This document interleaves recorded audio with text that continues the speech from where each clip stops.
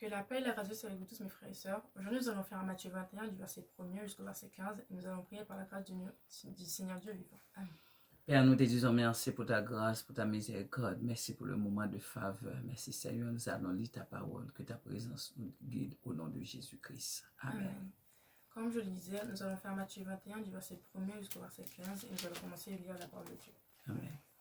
Lorsqu'il approchait de Jérusalem et qu'il fut arrivé à Bethphagée, vers la montagne des Oliviers, Jésus envoya 2 disciples en leur disant, « Allez au village qui est devant vous, vous trouverez aussitôt une ânesse attachée et un âne avec elle.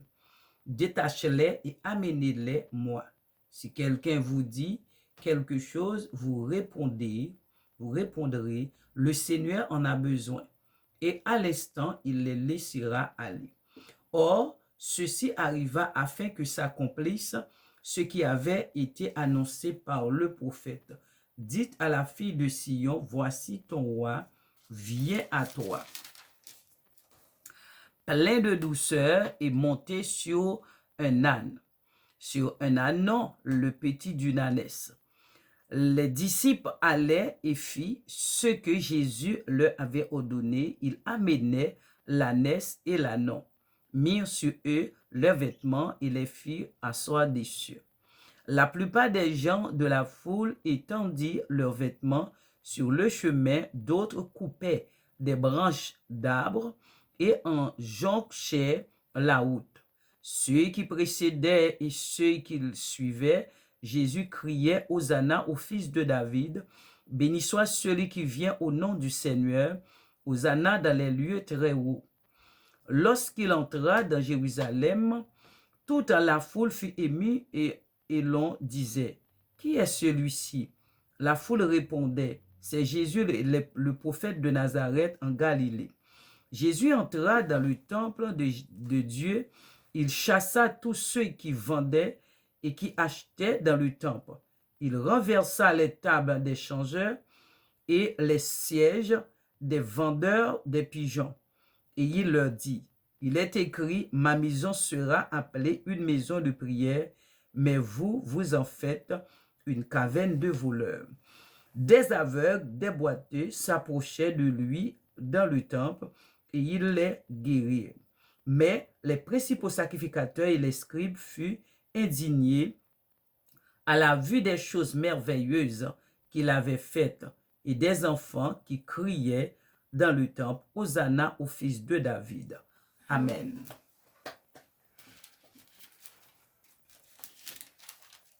Lorsqu'ils s'approchèrent de Jérusalem et ils furent arrivés à Bethphagée, vers la montagne des Oliviers, Jésus envoya 2 disciples, en leur disant, allez au village qui était devant vous, vous trouverez aussitôt une ânesse attachée et un âneau avec elle. Détachez-les et emmenez-les-moi. Si quelqu'un vous dit quelque chose, vous répondrez, le Seigneur en a besoin, et à l'instant, il les laissera aller. Or, ceci arriva enfin que s'accomplisse ce qui avait été annoncé par le prophète. Dites à la fille de Sion, voici, ton roi vient à toi. Plein de douceur et monté sur un âne, sur un ânon, le petit d'une ânesse. Les disciples allèrent et firent ce que Jésus leur avait ordonné. Ils emmenèrent l'ânesse et l'ânon, mirent sur eux leurs vêtements et leur firent asseoir dessus. La plupart des gens de la foule entendirent leurs vêtements sur le chemin, d'autres coupèrent des branches d'arbres et en jonchèrent la route. Ceux qui précédaient et ceux qui suivaient Jésus criaient, Hosanna au fils de David, béni soit celui qui vient au nom du Seigneur, Hosanna dans les lieux très hauts. Lorsqu'il entra dans Jérusalem, toute la ville fut émue et l'on disait, qui est celui-ci? La foule répondit, c'est Jésus le prophète de Nazareth en Galilée. Jésus entra dans le temple de Dieu, il chassa tous ceux qui vendaient et qui achetaient dans le temple. Il renversa les tables de changeurs et les sièges des vendeurs de pigeons. Et il leur dit, il est écrit, ma maison sera appelée une maison de prière, mais vous en faites une caverne de voleurs. Des aveugles et des boiteux s'approchèrent de lui dans le temple, et il les guérit. Mais les principaux sacrificateurs et les scribes furent indignés à la vue des choses merveilleuses qu'il avait faites. Et les enfants crièrent dans le temple, Hosanna au fils de David. Amen. Amen. Comme nous l'avons lu, nous allons expliquer la parole de Dieu comme on fait tous les dimanches. Et nous allons méditer la parole de Dieu parce que c'est très important dans ce moment. C'est-à-dire c'est pas juste lire la parole de Dieu, il faut méditer la parole de Dieu pour comprendre qu'est-ce que la parole dit, qu'est-ce que la parole va nous faire dans nos vies, comment agira-t-elle dans nos vies, comment elle va nous apprendre des leçons. Et nous allons commencer par la grâce de Jésus. Amen. Lorsqu'il s'approchait de Jérusalem et qu'il fut arrivé à Bethphagée, vers la montagne des Oliviers, Jésus envoya 2 disciples. Nous attendons que Jésus envoyait 2 disciples pour préparer un voyage. En leur disant, allez au village qui est devant vous, vous trouverez aussitôt une ânesse attachée et un anneau avec elle, détachez-les et emmenez-moi.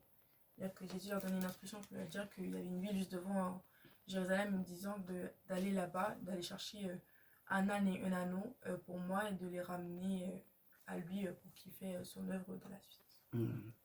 Si quelqu'un vous dit quelque chose, vous répondrez, le Seigneur en a besoin et à l'instant, il les laissera aller. Donc, nous connaissons que Jésus-Christ est le Dieu omniscient, omnipotent, omniprésent. Tout ce qui existe dans la nature, c'est pour Dieu. Il a le pouvoir. Il a demandé les disciples, va chercher les ânesses et avec l'anneau pour ce voyage. Or, ceci arrivait afin que s'accomplisse ce qui avait été annoncé par le prophète. C'est-à-dire que c'était vraiment devait être arrivé parce qu'un prophète de longue date avait été prophétisé par le Seigneur Dieu vivant que ce moment est arrivé. Donc, du coup, Jésus allait accomplir ce que le prophète devait dire. Amen. Et dites à la fille de Sion, voici ton roi vient à toi, plein de douceur, et monte sur un âne, sur une âne, le petit d'une ânesse. Et nous voyons que Jésus-Christ, c'est le Dieu Tout-Puissant qui a venu sur la terre comme une personne pour nous. Ça a été déjà prédit, la venue de Jésus-Christ. Non seulement pour fille de Jérusalem, pour toutes les nations, Jésus-Christ venait avec l'amour, la réconciliation, le pardon pour nous. Amen. Les disciples allèrent et virent ce que Jésus leur avait ordonné. C'est-à-dire qu'après que Jésus leur donnait les instructions à faire, les disciples allèrent dans la ville, prenant l'agneau et voir la personne lui a demandé c'était pour qui, il dit c'était pour le Seigneur, et retourne avec l'agneau et l'ânesse, comme Jésus les avait ordonnés. Amen. Il amenait l'ânesse et l'ânon, mis sur eux leurs vêtements et les fit asseoir dessus. Et Jésus-Christ, quand les disciples arrivaient avec l'ânesse et l'ânon, il a mis vêtements sur eux pour le voyage de Jésus-Christ à Jérusalem. La plupart des gens de la foule étendirent leurs vêtements sur le chemin, d'autres coupèrent des branches d'arbres et en jonchèrent la route. C'est-à-dire que la plupart des gens, comme ils voyaient que Jésus allait monter sur l'âne pour aller à Jérusalem, ils mettaient des vêtements par terre, ils mettaient des feuilles d'arbre par terre pour comme si faire un tapis rouge, une arrivée de roi, mais d'une façon assez distinguée. C'est-à-dire que Jésus ne montrait pas que c'était un roi, mais pas de la même façon comme les grands rois maintenant. Si un roi arrive, on mettra le plus beau, le plus long tapis rouge. C'est la même chose, sauf Jésus les a fait avec les pauvres pour pas montrer que voilà, c'est les riches qui peuvent avoir. Amen. Ceux qui précédaient et ceux qui suivaient, Jésus criait, Hosanna au fils de David, béni soit celui qui vient au nom du Seigneur, Hosanna dans les lieux très hauts. Nous entendons et les gens qui étaient devant Jésus-Christ et les gens qui étaient derrière Jésus-Christ donnent gloire à lui. Ils reconnaissaient que Jésus-Christ est le Dieu très haut. Non seulement nous devons donner gloire à Jésus, et aussi dans les cieux, et Jésus-Christ a reçu gloire et louange aussi. Lorsqu'il entra dans Jérusalem, toute la ville fut émue et l'on disait, qui est celui-ci? C'est-à-dire que quand il rentrait dans Jérusalem pour faire son entrée avec toute la foule qui le suivait, qui était autour de lui, la foule était émue pour dire, oh c'est mignon, c'est quelque chose d'émouvant, et le moins de qui était cet homme qui marchait avec toutes ces personnes-là. Amen. La foule répondait, c'est Jésus le prophète de Nazareth en Galilée.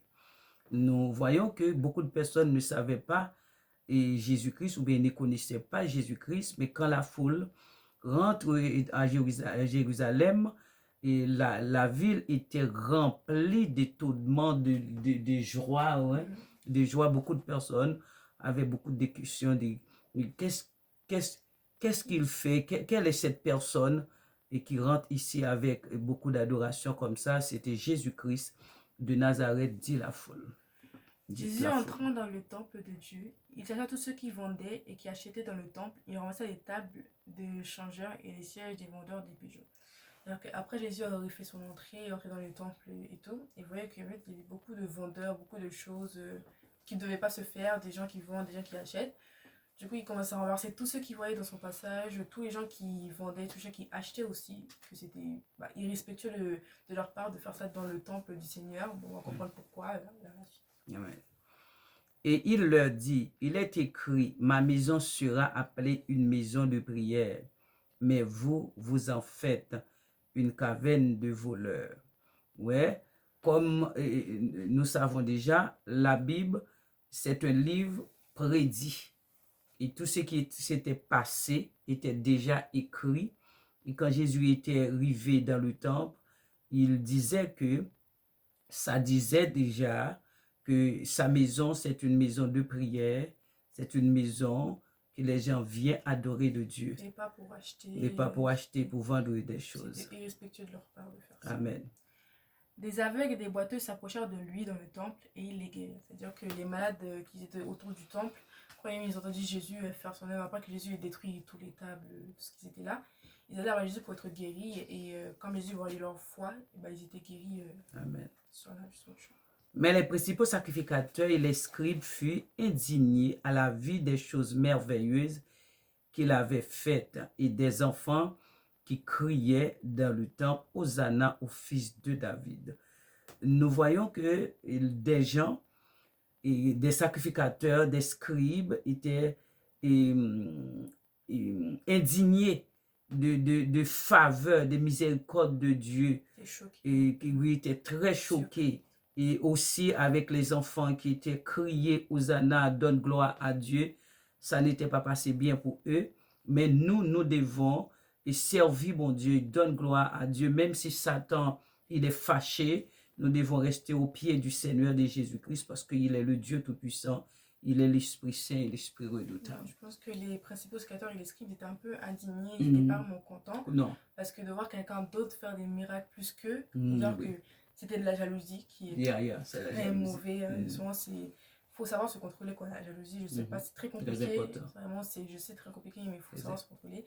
Donc, du coup, voilà. Très important. Nous allons prier pour la fin de la vidéo. Et comme le frère David dit tout le temps, est-ce que vous avez liké, abonné la vidéo? Le plus important, c'est de savoir que la parole est entrée en vous, que vous avez appris une leçon dans la parole et que ça vous a apporté quelque chose. C'est pas vraiment liker, abonner, c'est pas vraiment le plus important, c'est de savoir que la parole vous a apporté quelque chose qui est entré en vous et qui vous a appris soit une leçon, soit quelque chose, ou juste entrer dans votre tête, dans votre cœur et pour dire que, ah oui, le Seigneur a fait ça, le Seigneur a fait et de connaître la vie de Jésus-Christ. Amen. Nous allons prier pour la fin. Nous disons merci avec le Seigneur pour sa grâce et sa miséricorde, pour sa parole. Nous disons merci à le Seigneur. Aujourd'hui, le frère de David n'est pas ici. Amen. Mais la semaine prochaine, si Dieu veut, il sera là. Seigneur, nous te disons merci pour ta grâce et ta miséricorde. Tu es le Dieu d'amour, tu es le Dieu de miséricorde. Merci pour ta parole. Seigneur, aidez-nous. Le monde entier a besoin de toi. Seigneur, nous avons besoin de toi. Nous avons besoin de toi. Le monde entier a besoin de toi, Seigneur Jésus. Merci pour ta présence bénie. Au nom de Jésus-Christ. Amen. Que le Seigneur vous bénisse, mes bien-aimés. Merci.